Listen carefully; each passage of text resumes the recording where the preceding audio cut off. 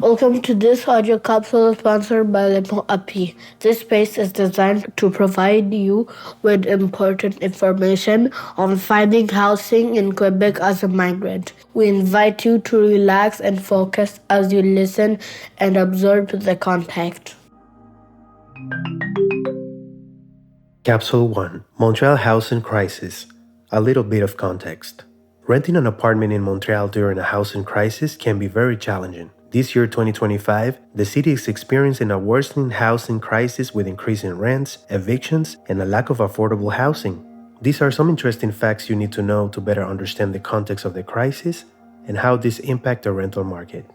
Several studies and organizations focused on housing services and legislations reported a 23.5% increase of release units across all Canada in 2024. This negative trend has resulted in a little to no affordable housing, limited mobility for existing tenants, and bigger barriers for new renters entering the market. During January 2025, the Montreal Refugee Centre published a report with some of the causes impacting the low availability of affordable housing units in the city. Renters try to keep their affordable units for as long as possible as a means to help save for the future. When tenants leave, landlords are no longer bounded by increased rent guidelines from the city, and they raise the rent significantly. The weak enforcement of rent control measures by Quebec's government leaves tenants in a vulnerable state.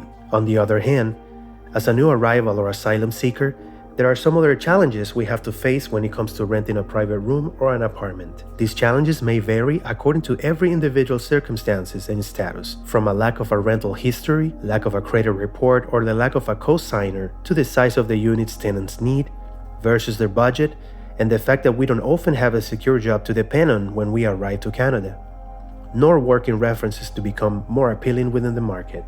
However, not everything is dark. There are several organizations in Montreal willing to support your research, to support your rights, and to inform you about your responsibilities as a future tenant. You can ask a social worker for a list of organizations that support housing in Montreal.